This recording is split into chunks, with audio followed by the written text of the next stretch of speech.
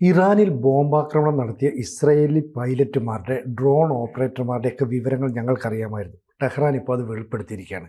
എന്ന് പറഞ്ഞാൽ അവരുടെ ഓരോ ചലനവും ഞങ്ങൾ നിരീക്ഷിച്ചുകൊണ്ടിരിക്കുകയാണ്. ഇതൊക്കെ ശരിയായിരിക്കുമോ? അല്ല, അത് ശരിയാണെന്ന് വെച്ചോ. ആ വിവരം ഇറാൻ എന്താ പുഴുങ്ങി തിന്നുകയായിരുന്നോ? ഇറാൻ്റെ കയ്യിൽ ഞാൻ അത് അക്സെപ്റ്റ് ചെയ്യാൻ തയ്യാറാണ്. ശരി, ആ ഇൻ്റലിജൻസ് വിവരം ഉണ്ടായിട്ട് ഇറാൻ എന്ത് ചെയ്തു? ഒന്നും ചെയ്തില്ല. ഇസ്രായേൽ ചുമ്മാ ബോംബർ വിമാനങ്ങൾ അയച്ച് നശിപ്പിച്ച് എന്തെല്ലാം അവരുടെ സൈനിക താവളങ്ങൾ അത് ഇതെല്ലാം ന്യൂക്ലിയർ സ്റ്റേഷൻസും കുറച്ച് ഓയിൽ സ്റ്റേഷൻസും ബാക്കി വെച്ച് അവർ പിന്നെ സിവിലിയൻസിനെ കൊന്നില്ല. ഇതൊക്കെ ഇസ്രായേൽ ചെയ്യുമ്പോൾ ഇറാൻ എന്ത് ചെയ്യായിരുന്നു?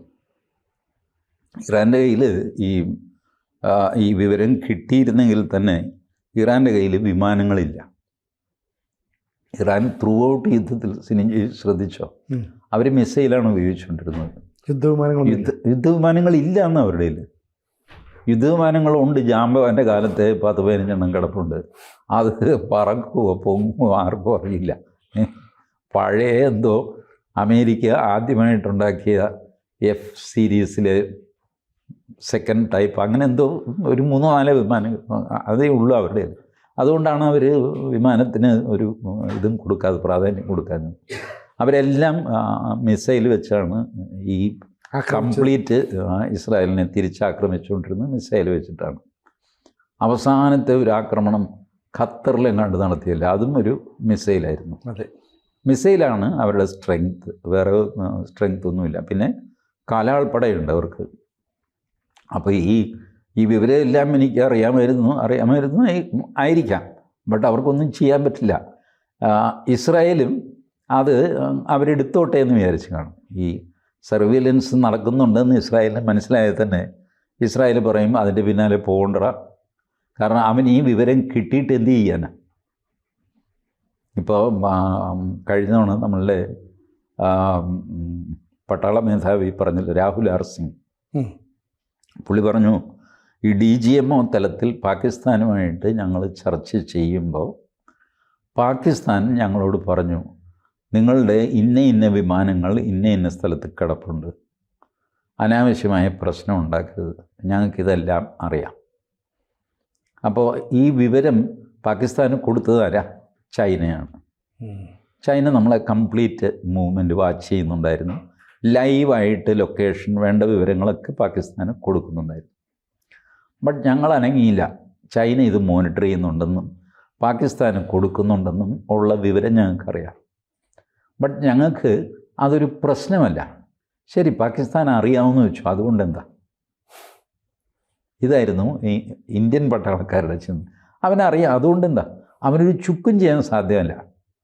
ഒരു മിസൈൽ ഇങ്ങോട്ട് അയക്കാൻ അവന് പറ്റില്ല, ഒരു യുദ്ധവിമാനം ഇങ്ങോട്ട് അയക്കാൻ അവന് പറ്റില്ല. അവൻ ഈ ചേട്ടാ അവിടെ കിടക്കുന്ന വിമാനം അതിങ്ങോട്ട് അയക്കല്ലേ എന്ന് പറഞ്ഞ് നമ്മൾ അയച്ചാൽ അവനൊന്നും ചെയ്യാൻ പറ്റില്ല. അത്ര കോൺഫിഡൻസ് ആയിരുന്നു നമ്മൾ. അതെ. ഇപ്പോൾ ഈ വളരെ ദുർബലനായ ഒരു മനുഷ്യൻ, 10-90 വയസ്സായ മനുഷ്യൻ വടിയും കുത്തി നടക്കുന്നു, വലിയൊരു ഗുസ്തിക്കാരൻ ഭീമൻ, അയാൾ വരുന്ന വിവരം ഈ വൃദ്ധൻ അറിഞ്ഞു എന്ന് വെച്ചോ, എന്ത് ചെയ്യാൻ പോവാ? പറ്റില്ല, ഒന്നും ചെയ്യാനില്ല. അതുകൊണ്ട് നീ വരുന്ന വിവരം ഞാൻ അറിഞ്ഞടാ എന്ന് പുള്ളി ഈ ഭീമനോട് പറയുന്നു. അവൻ ചിരിക്കും. ശരി, താൻ അറിഞ്ഞു, എന്നിട്ട് താൻ എന്ത് ചെയ്യാൻ പോകുന്നു? അപ്പോൾ അതുപോലെയാണ് ഈ ഇറാനെ സംബന്ധിച്ചോളം ഇസ്രായേലിൻ്റെ വിവരം അറിയാം. അറിഞ്ഞിട്ട് എന്താ, എന്ത് ചെയ്യാനാ? ഒന്നും ചെയ്യാനില്ല. വിവരം അറിയാമെന്നേ ഉള്ളൂ. ഇന്ന് രാത്രി 8 മണിക്ക് മിക്കവാറും അടി കിട്ടും ചേട്ടാ. അടി കിട്ടും, എന്ത് ചെയ്യാൻ പറ്റും? ഒന്നും ചെയ്യാൻ പറ്റില്ല. അല്ല, ഇവിടെ ഇപ്പോൾ ഈ മൊസാദ് എന്ന് പറയുന്നത് ഭയങ്കര സൂത്രശാലികളാണെന്നും അവരുടെ ഓപ്പറേഷൻ ആർക്കും കണ്ടുപിടിക്കാൻ പറ്റത്തില്ലെന്നും ഒക്കെ ഉണ്ട്. ഇസ്രായേലിൻ്റെ ഒരു എന്താ പറയുക, ഒരു അഹംഭാവം, അതാണ് ഞങ്ങൾ തകർത്ത് കളഞ്ഞു, ഞങ്ങൾക്കിതൊക്കെ അറിയാമായിരുന്നു, അതുകൊണ്ട് നിങ്ങളുടെ കളിയൊന്നും ഇങ്ങോട്ട് വേണ്ട, അങ്ങനെയും കൂടെ ഇല്ലേ? ഈ എപ്പോഴും ഒരു മുഴം മുമ്പേ എറിയുന്നവരാണ് ഇസ്രായേലുകാർ. ഈ സാധനം ചിലപ്പോൾ പറയിക്കുന്നത് പോലും ഇസ്രായേലായിരിക്കും. ഇസ്രായേലിൻ്റെ ഇൻ്റലിജൻസ് ഞങ്ങളുടെ ഉണ്ട് എന്ന് ഇറാനെ കൊണ്ട് പറയിക്കാൻ ഇസ്രായേൽ തീരുമാനിക്കും. എന്നിട്ട് അത് പറയിക്കും.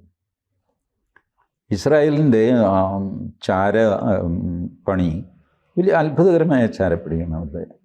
അവർ അവിടെ ആളെ വിടും. അവർ ഷിയായിട്ട് ആദ്യം മുസ്ലിമായിട്ട് കൺവേർട്ട് ചെയ്യും, മുസ്ലിം ഷിയായിട്ട് കൺവേർട്ട് ചെയ്യും, ഇതൊക്കെ വർഷങ്ങൾ നീണ്ടു നിൽക്കുന്ന ഓപ്പറേഷനാണ്. എന്നിട്ട് ഇവരുടെ പട്ടാള മേധാവികൾ അവരിവരുമൊക്കെ ആയിട്ട് വളരെ ക്ലോസ് സർക്കിളിൽ എത്തും. എന്നിട്ട് വിവരം ചോർത്തി കൊടുക്കും.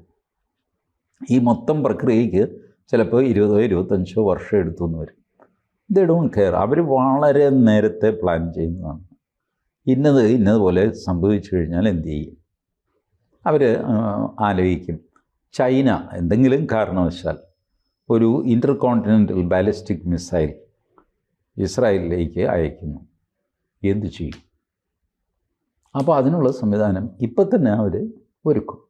ഒരാളെ ചൈനയിലേക്ക് വിടുക, അല്ലെങ്കിൽ ചൈനയിലെ 10 വിദ്യാർത്ഥികളെ പഠിപ്പിക്കാനാണെന്ന് പറഞ്ഞ് ഇങ്ങോട്ട് വിളിക്കുക. പഠിപ്പിക്കുന്നതിനകത്ത് ഏറ്റവും ദുർബലനായിട്ടുള്ള ഒരുത്തനെ, മാനസികമായ ദൗർബല്യം ഒരുത്തനെ ശീലിപ്പിച്ചിട്ട് ചൈനയ്ക്കെതിരെ ഇത് ചെയ്യാൻ നോക്കുക. എന്നിട്ട് അവനെ തിരിച്ച് ചൈനയിൽ വിടുക. ഇതെല്ലാം അവരുടെ എത്ര വർഷമായിട്ട് അവരിത് ചെയ്യുന്നു. They are masters in that. എന്നാൽ ചില സ്ഥലത്തൊക്കെ അവർക്ക് വീഴ്ച വരുന്നു. വീഴ്ചയിൽ നിന്ന് ഇമ്മീഡിയറ്റ് അവർ ഇത് എന്താ ഇങ്ങനെ വീഴ്ച വരാൻ കാര്യം, അത് നോക്കിയിട്ട് അതിന് പരിഹാരം ഉണ്ടാക്കും. നമ്മളുടെ ഇവിടുത്തെ പോലെ രാജ്യദ്രോഹികളായ പ്രതിപക്ഷമൊന്നും അവിടെയില്ല. പ്രതിപക്ഷമുണ്ട്.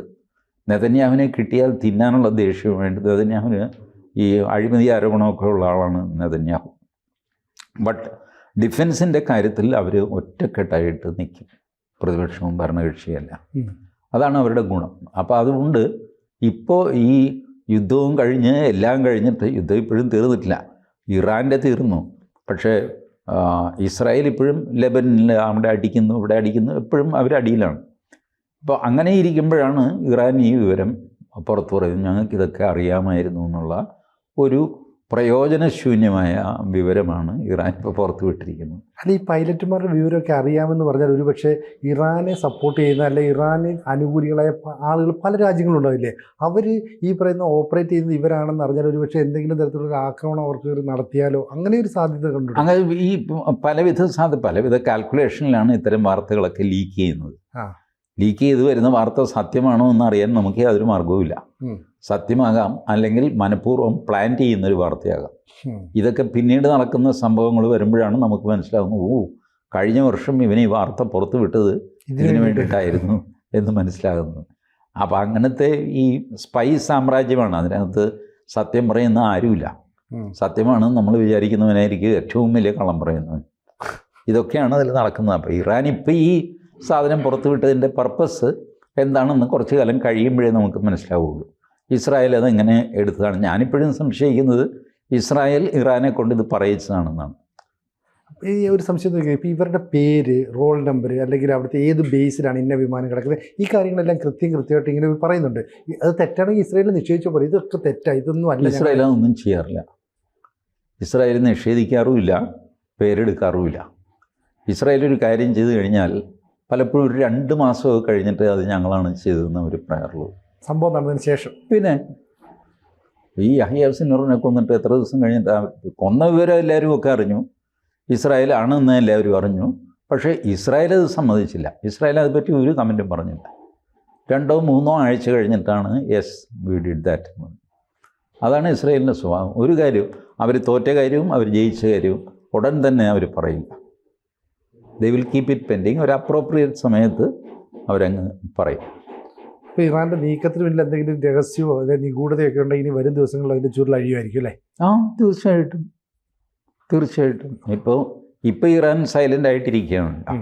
ഇനി അടുത്ത നീക്കം എന്ത് വേണമെന്ന് അറിഞ്ഞുകൂടാതെ അങ്ങനെ ഇരിക്കുകയാണ്. അമേരിക്കയുടെ ബോംബിങ്ങിന് ശേഷം കാര്യങ്ങൾ ശാന്തമായി സീസ് ഫയർ ആയിട്ട് ഇങ്ങനെ നിൽക്കുകയാണ്. ബട്ട് ഇറാൻ വെറുതെ ഇരിക്കുകയൊന്നുമില്ല. കാരണം അവർക്കൊരു ക്ഷീണം പറ്റിയെന്നുള്ളത് സത്യമാണ്. അപ്പോൾ ആ ക്ഷീണം തീർക്കാനായിട്ട് ഇറാൻ പരിശ്രമിക്കും. അതിനുള്ള പരിശ്രമം ഇപ്പോൾ അവർ നടത്തിക്കൊണ്ടിരിക്കുകയായിരിക്കും. ഇസ്രായേലിനും അതറിയാം. ഈ ഡൈനമിക്സിൻ്റെ ഇടയ്ക്ക് എന്തോ കാര്യസാധ്യത്തിനായിട്ടാണ് ഇപ്പോഴീ വാർത്ത പുറത്തു വിട്ടിരിക്കുന്നത്. ഞങ്ങൾക്ക് ലൊക്കേഷൻ അറിയാം, ഇതൊക്കെ അറിയാമായിരുന്നു എന്ന് പറഞ്ഞാണ് വാർത്ത.